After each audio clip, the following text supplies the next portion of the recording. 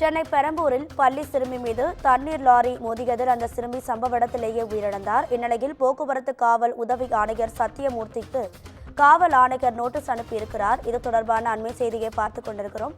இது குறித்தான கூடுதல் தகவல்களை நமது செய்தியாளர் சுப்பிரமணியன் வழங்கிட கேட்கலாம். சுப்பிரமணியன், வணக்கம். உங்கள் தகவல்கள்.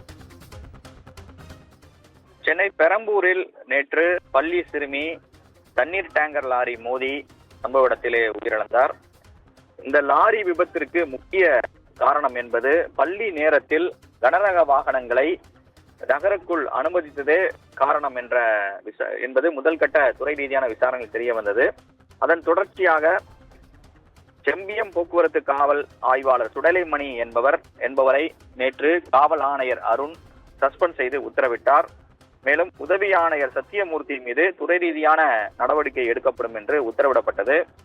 அதன் அடிப்படையில் அவருக்கு இன்று நோட்டீஸ் என்பது வழங்கப்பட்டிருக்கிறது.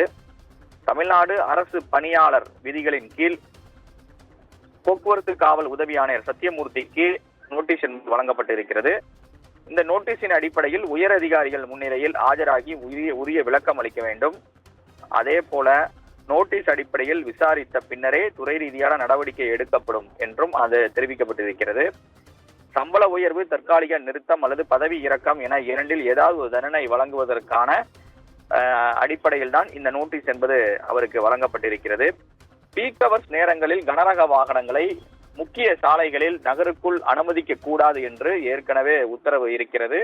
அதனை கண்காணிக்கக்கூடிய பொறுப்பு போக்குவரத்து போலீசாருக்கு இருக்கிறது. ஆனால் அதை முறையாக கண்காணிக்காத பட்சத்தில் தான் இந்த விபத்து நிகழ்ந்து ஒரு உயிரிழப்பு நிகழ்ந்திருக்கிறது. எனவே இந்த நடவடிக்கையை தற்போது சென்னை காவல் ஆணையர் அருண் எடுத்திருக்கிறார். அதே போல இன்றிலிருந்து பீக் ஹவர்ஸ் நேரங்களில் கனரக வாகனங்கள் முக்கிய சாலைகளுக்குள் செல்கிறதா என்பதை கண்காணித்து நடவடிக்கை எடுக்கப்படும் என்று தெரிவிக்கப்பட்டிருக்கிறது. அதே போல கனரக வாகனங்களை வேறு பாதைகளுக்கு திருப்பி விடுவதற்கான நடவடிக்கையிலும் சென்னை போக்குவரத்து காவல்துறை இன்று காலையிலிருந்து ஈடுபட்டு கொண்டிருக்கிறார்கள். உங்கள் தகவல்களுக்கு நன்றி சுப்பிரமணியன்.